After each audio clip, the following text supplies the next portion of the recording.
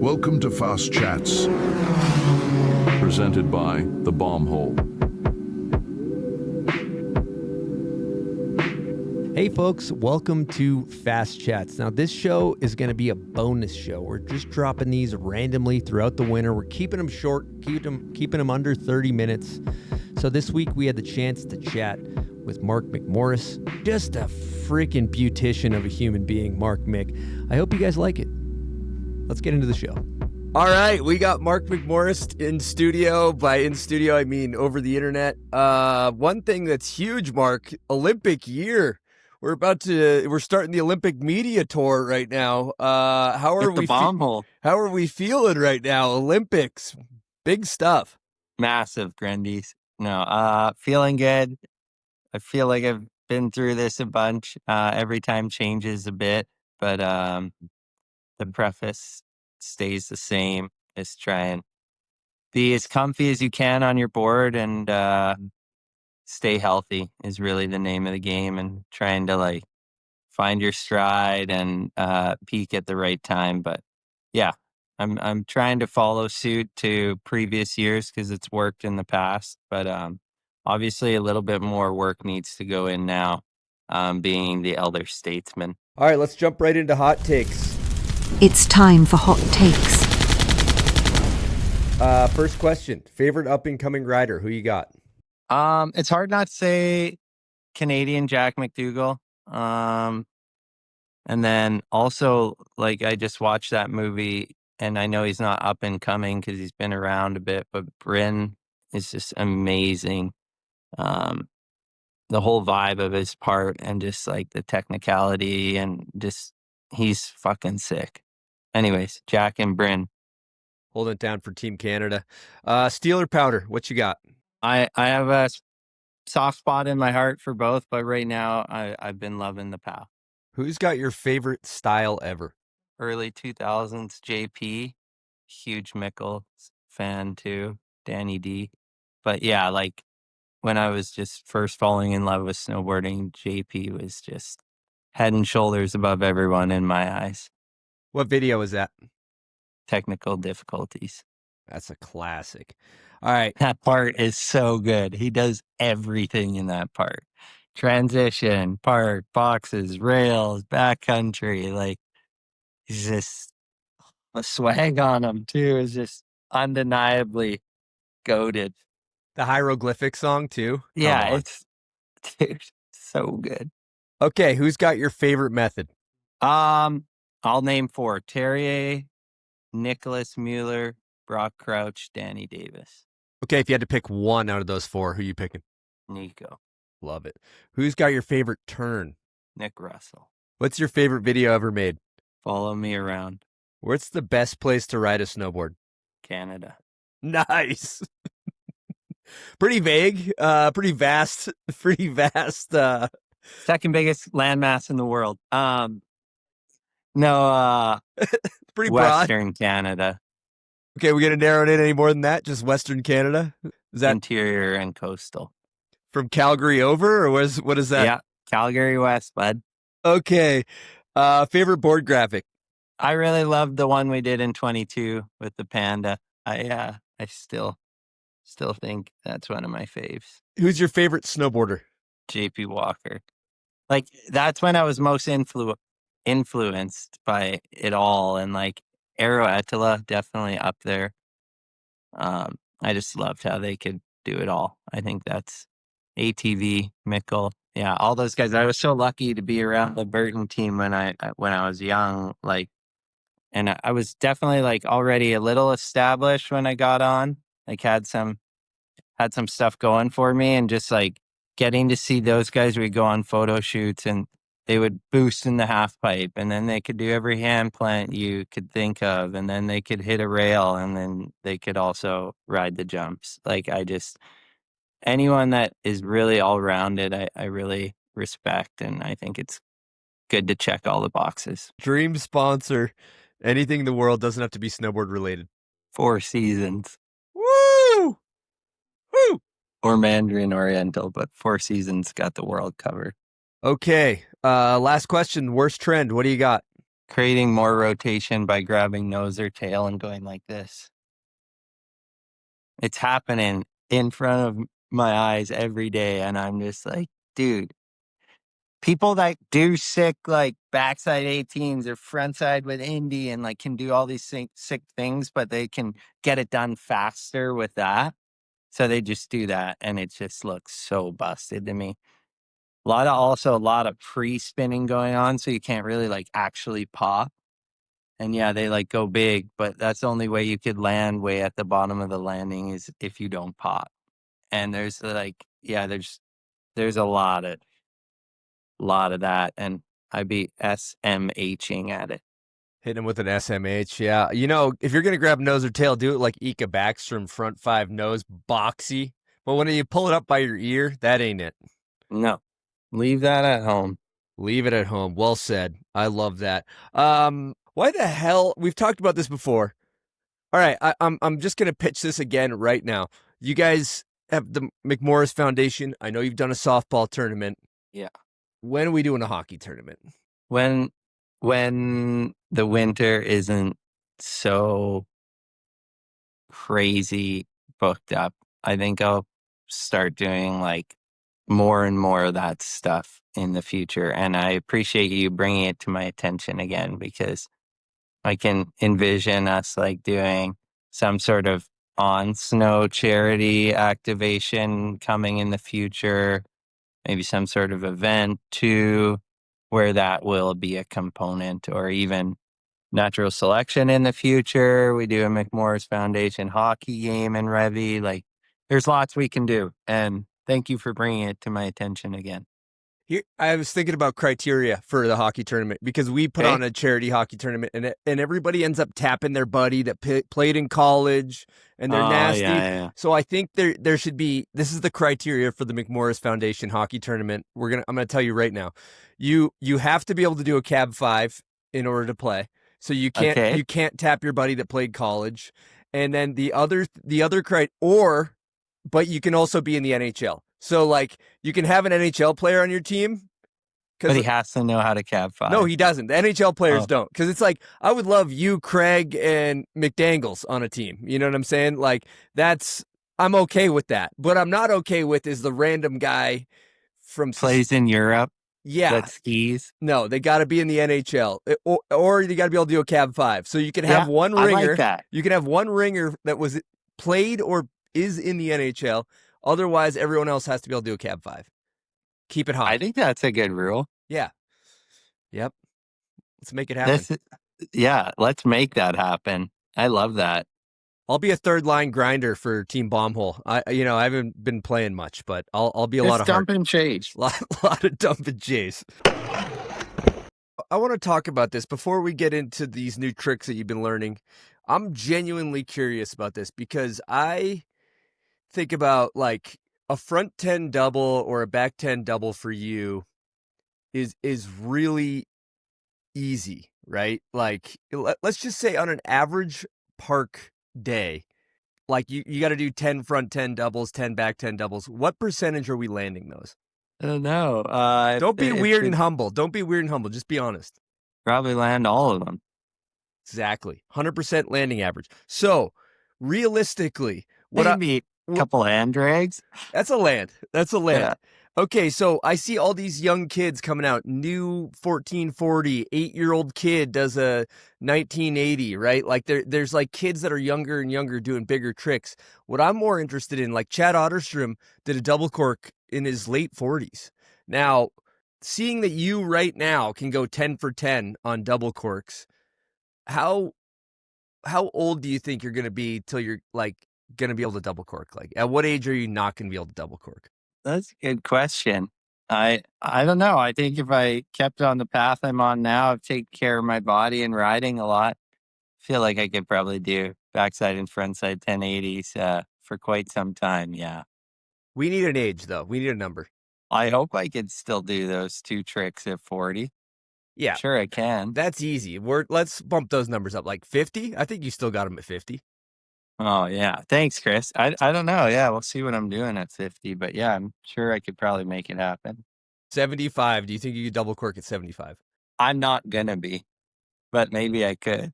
Okay. All right. All I right. don't know. Is that a good enough answer? Yeah, no, I just wanted to see where you're at with it because it just seems like so easy for you to do. All right, let's get into these new big tricks you've been doing. I saw in Oz, you hit the ground hard, but then you made a cab 16. What was it like learning that new big one? That was really quite the process in the sense that I've been thinking about it forever. I spun a lot of cab early on, and it's not like I've like neglected it or anything. I just a lot of these courses had just turned to 3 jump courses or half pipe hit, shark fin kind of thing, or in big air you kind of gotta do 2 hits in different directions, and I was kind of just doing a lot of like switch backside, front side, and backside, and cab kind of fell to the waist side, and um then that just seemed like a 16 or maybe a potential 18 that I could make happen. And I'm glad I finally just manned up and tried one. I put lots of work in this summer on like being strong and being confident in my body to be able to like, okay, if it doesn't work, you can take a hit type thing. Um, and it felt super good to break the ice on that, and it felt exactly how I imagined it felt. Um, but yeah, the axis I was doing it on was really hard to do the cab 18, so that's kind of a work in progress. But the cab 16 feels pretty good, and I mean, whenever you can learn something new, it's a good feeling. I saw the cab 18's right there, brother. I saw you put down a couple of those in your vlog. Oh man. Do you know? Yeah, kind of funky landings, but then in South Bay I did get one, but not really hyped on the app. Like it just doesn't feel like it could be super consistent, but I'm working those kinks out and um trying trying to make it happen for sure. It's tough to change the way you sort of like generate power and the axes you have spun on for like 15 years. It's hard to change that. So I'm not really trying to change too much. It's more like lean into my strengths and trying to work around like what I'm good at and how I can make that work. So it's been fun, and I mean it's been frustrating at times too, but it's good to be pushing myself. It makes you feel alive, Chris. Oh yeah. I'm so curious on the cab 18, like, you kind of have a split second decision because it seems like you can get the 16 around every time, but to commit to that last 180, do you know where you are in the air when you're doing that? Like, are you like, yep, I got it, or like, no, I got to bail out? Just You kind of like feel it from the takeoff, like, oh, I have enough time and I can slow it down and really try and get my eyes on the landing before I kind of shift my legs to fakie. Um, but yeah, I would say it's kind of like a rate as you leave the takeoff, you kind of know if you have the power or not. And it's nice to have an out for sure. But yeah, a lot of that stuff is just done off the takeoff, and then you're just kind of holding on for the ride for sure, and trying not to like over G it. Sometimes I feel like you have more time than you believe type thing. So it's just trying to stay calm and like trust that you had the power on the takeoff, and then as you hit a jump more, you kind of learn the air time, and if you kind of like took off and have a bit more speed or a bit less. So, and kind of like when that landing's coming up, just based on like the amount of times you've like felt that airtime. I love it. I've been seeing also, is the backside 1980 a new one? That is very new.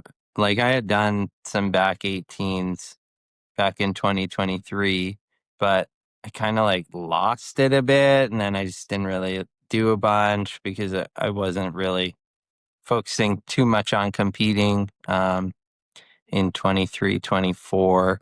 And then last year I was doing a lot of competing, but didn't really like get that one back. And then this fall I was like, I really want to give some of those a go. And the back 18 started clicking a bit more again. And then I was kind of on my last day in South Bay before we went to New York for those paved tours, and I was like, I got to just try one, and it ended up working, and then I was able to try another one when I was back there about a week ago, and that one worked too. So I'm loving the percentile on this. 2 for 2, but I need to do more. We're batting a thowey. We're batting a thowey on the 1980. Yeah, which is God. crazy because I'm not batting a thowey on the back 18. Sometimes it's there, sometimes it's not. But somehow the 19 has worked 2 for 2. But yeah, you got to do them a lot. Like it's crazy. Like the Japanese team is up there, like or even like the Ming crew, and it's insane. They just like they land like a 19, and it's like that's not good enough. You need to do 5 more. Like it's insane their regiment, and I'm just like, fuck, dude. They give her so hard. It's honestly admirable, but also kind of scary too. Yeah, straight up gladiators competing against those guys. One person that's been kind of catching my eye out there, Taiga Hasagawa. How's he looking when your boots on the ground, chucking in all different directions?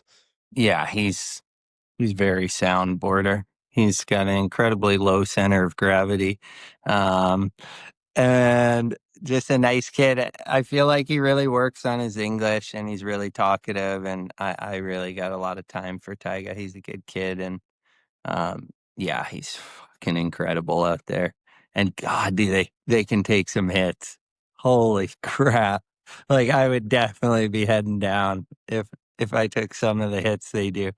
Um but yeah, like I think Tyga's like 20 or 21, like so, um, he's looking good, and then just, like, kids you've never even seen or heard of straight from the bag factory, just lacing up crazy jump lines with a Yonex board and Japanese patches all over their fit, but fuck, yeah, I don't think there's many days that go by in the summer where they're not repping those big tricks, so, kudos to them, crazy good work ethic, and, it seems like they're having fun, which is very important. Um, and yeah, vibes were good. I've never had a string of sunny days like that in Sauce Fe. Like when I went back from New York, I rode 7 days in a row, just perfect sun. And um, yeah, it was definitely a really good run in Sauce Fe. I feel lucky that I got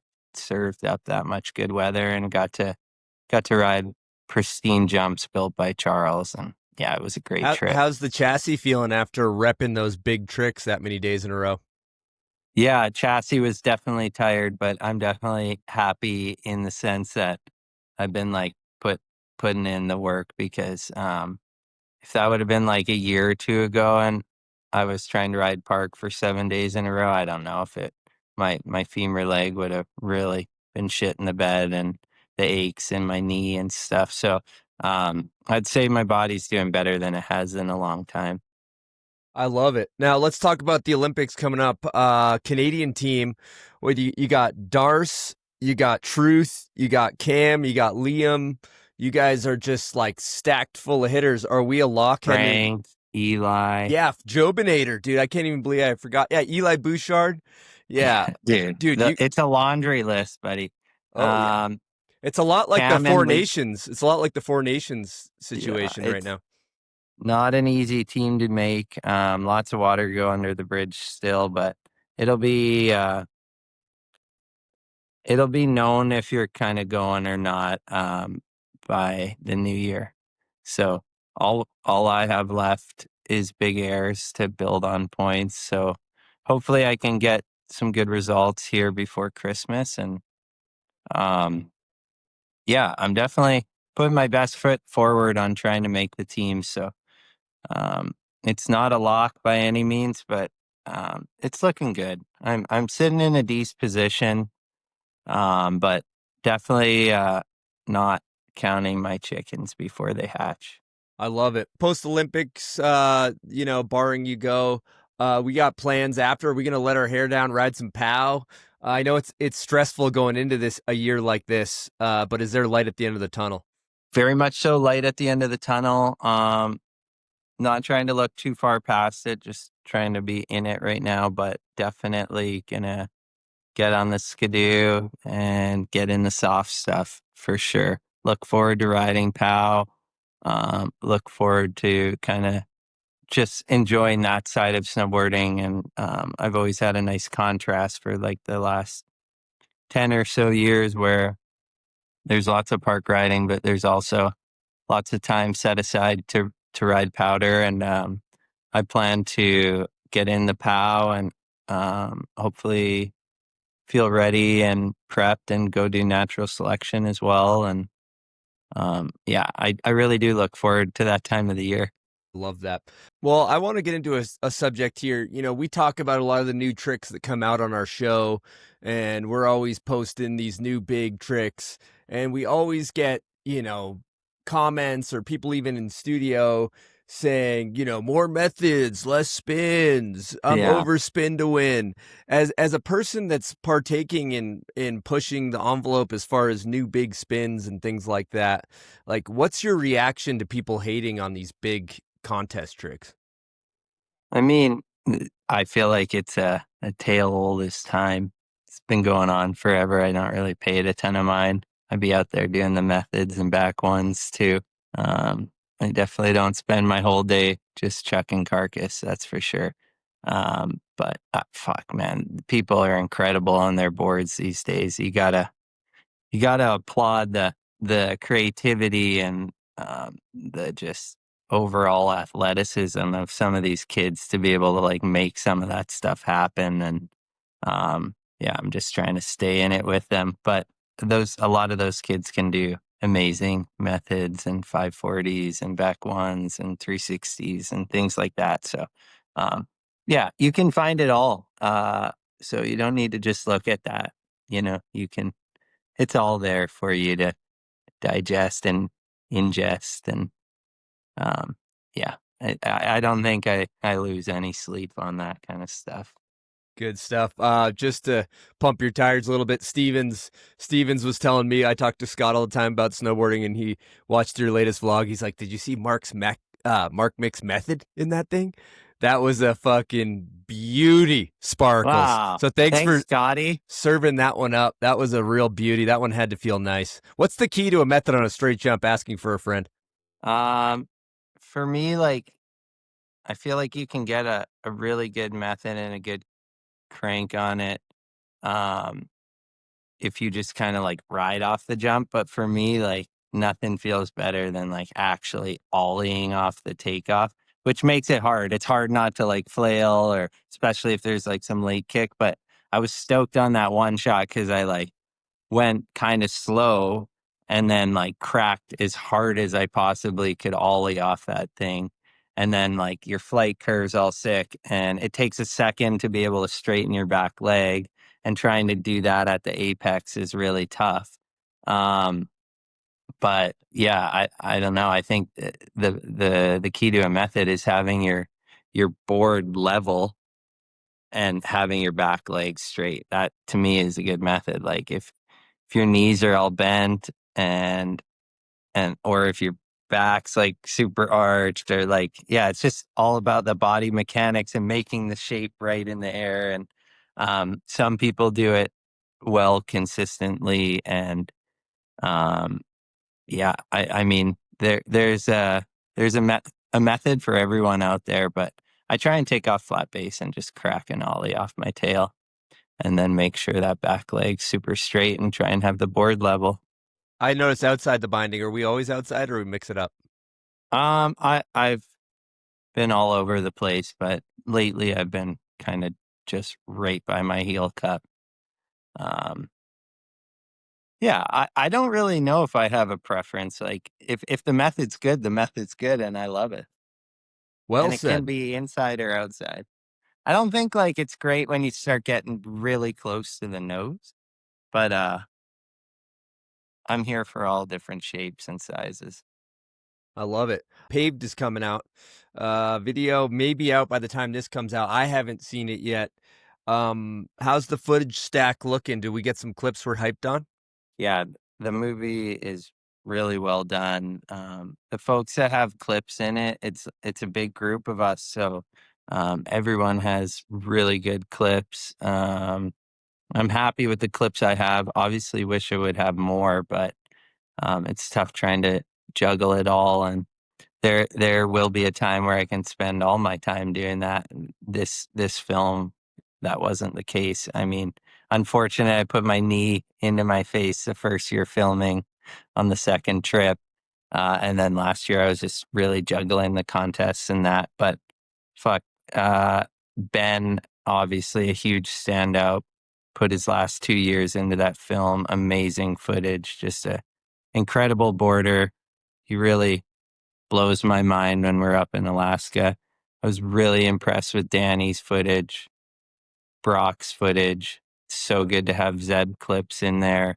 Zoe, Anna, Ilfa, Maria. They're, yeah, I think it's a great movie, and not a ton of filler. Like, there's a lot of great clips in it. Mikkel, I mean, everything he does looks the way you would hope it would. Yeah, I thought they did a great job. It's a nice team movie based on trips. Some fun narration over it. Lots of funny Brock clips. Lots of Brock picking his nose. Can we talk about the Natty Back 7 that just came out of Danny Davis? That's it, dude. That clip. Oh, right into the hack. Come on. Dude, and just like fucking fatty to flatty and just stomps it. And Snow just looks so good. I love that clip. There's a switchback rodeo he does as well, and a front 7 that are just exactly how you would want them to be. He has a back rodeo 7. God, he just like his body position, like in the air, is so good, and we don't get to see a ton of Danny Davis jump clips, so it's just so refreshing. And he has a ton of good jump clips in the movie, so be on the lookout for that. And yeah, everyone's a fan of the Danny Davis jump clips, so please do tune in November 7th on Red Bull TV. Whew. All right, Sparkles. It's been a pleasure chatting as always. Any last words before you wrap this thing up? Oh, man. Pleasure to chat with you, Chris, and to the audience. It's an exciting time of year. If you're getting out there, make sure you're going with friends, having fun, but staying safe. And just enjoy the winter. It's going to be a good one. Thanks for taking the time, Mark. No worries. Thank you. Okay, chat soon. Later. Later.